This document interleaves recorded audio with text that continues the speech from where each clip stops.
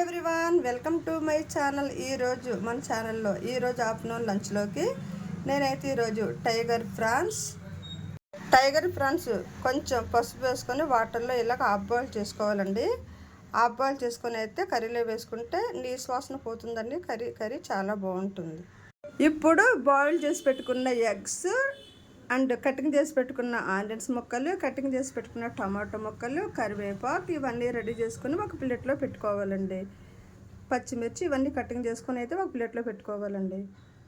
Stove పైన ఒక కళాయి పెట్టుకొని కళాయి ఈటెక్కిన తర్వాత కర్రీకి సరిపడా ఆయిల్ వేసుకోవాలండి. ఆయిల్ ఈటెక్కిన తర్వాత బాయిల్ చేసి పెట్టుకున్న ఎగ్స్ ఫ్రై చేసుకోవాలి. ఎగ్స్ ఇలా గోల్డెన్ కలర్లోకి వచ్చినంత వరకు ఫ్రై చేసుకోవాలండి. ఇప్పుడు తీసుకొని ఒక ప్లేట్లో వేసుకోవాలి. చూసారా, గోల్డెన్ కలర్లోకి వచ్చేసాయి ఎగ్స్ అయితే. ఇప్పుడు తీసి ప్లేట్లో వేసుకుందామండి. ఇప్పుడు కటింగ్ చేసి పెట్టుకున్న ఆనియన్స్ వేసేసుకోవాలి.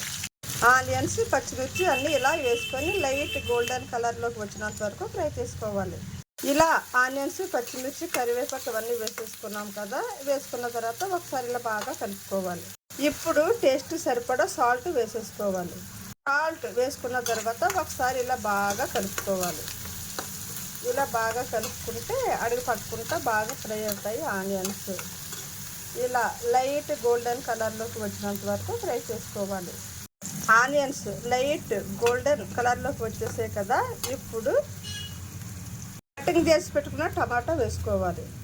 టమాటో వేసుకున్న తర్వాత ఒకసారి ఇలా బాగా కలుపుకోవాలి. ఆనియన్స్, టమాటో, పచ్చిమిర్చి ఫుల్గా బాగా అయితే ఫ్రై చేయండి. చూసారా, బాగా దగ్గరికి అయితే ఫ్రై చేయండి. పేస్ట్ లాగా అయితే బాగా మెత్తగా చేయండి. ఇప్పుడు ఒక స్పూను అల్లం వెల్లుల్లి పేస్ట్ వేసుకుందాం. అల్లం వెల్లుల్లి పేస్ట్ వేసుకున్న తర్వాత ఒకసారి బాగా కలుపుకోవాలి. ఇలా ఒకసారి బాగా కలుపుకుంటే బాగా ఫ్రై అవుతుంది అల్లం వెల్లుల్లి పేస్ట్. అల్లం వెల్లుల్లి పేస్ట్, ఆనియన్స్, టమాటో మొత్తం ఈ ఇంగ్రీడియంట్స్ అంతా బాగా ఫ్రై అవ్వాలి. బాగా ఫ్రై అయితే మంచి టేస్ట్ వస్తుంది కర్రీ. అల్లం వెల్లుల్లి పేస్ట్ బాగా ఫ్రై అవుతే మంచి టేస్ట్, మంచి స్మెల్ వస్తుంది. కర్రీ చాలా టేస్టీగా చాలా బాగుంటుంది. ఇలా బాగా ఫ్రై చేసుకోవాలి అల్లం వెల్లుల్లి పేస్ట్ వేసిన తర్వాత. అప్పుడు చాలా బాగుంటుంది కర్రీ. ఇలా బాగా ఫ్రై అవ్వనివ్వాలండి.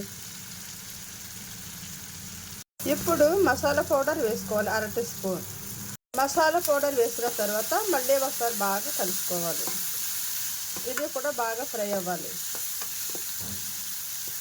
ఇలా ఒకసారి కలుపుకుంటే సరిపోతుంది. ఇప్పుడు బాయిల్ చేసి పెట్టుకున్న ప్రాన్స్ వేసేసుకోవాలి. ఇలా ప్రాన్స్ వేసుకున్న తర్వాత ప్రాన్స్ కొంతసేపు ఫ్రై అవ్వనివ్వాలి. ఈ ఇంగ్రీడియంట్స్లో ప్రాన్స్ కొంతసేపు ఫ్రై అయితే టేస్ట్ చాలా బాగుంటాయి. ప్రాన్స్ కూడా బాగా ఫ్రై అయ్యాయి కదా. ఇప్పుడు ఎగ్స్ కూడా వేసేసుకోవాలి. ఇప్పుడు టేస్ట్ సరిపడా కారం వేసుకోవాలి. ఇప్పుడు కొంచెం వాటర్ వేసుకోవాలి. ఇప్పుడు దగ్గరికి బాగా ఉడికించుకోవాలి ఈ కర్రీ.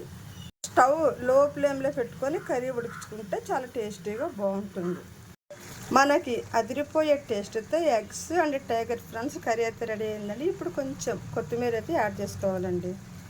కొత్తిమీర యాడ్ చేసుకున్న తర్వాత ఒక 5 నిమిషాలు ఉంచిన తర్వాత అటు ఇటు కలుపుకొని అయితే స్టవ్ ఆఫ్ చేసుకోవాలండి. ఎంతో రుచికరంగా ఉండే ఈ టైగర్ ప్రాన్స్ ఎగ్స్ కర్రీ అయితే చాలా టేస్టీగా చాలా బాగుంటుందండి. ట్రై చేయండి. మరి ఈ కర్రీ కనుక మీకు నచ్చితే లైక్ చేయండి, షేర్ చేయండి, అలాగే నా ఛానల్ అయితే సబ్స్క్రైబ్ చేయండి. థ్యాంక్ యూ వెరీ మచ్ అండి.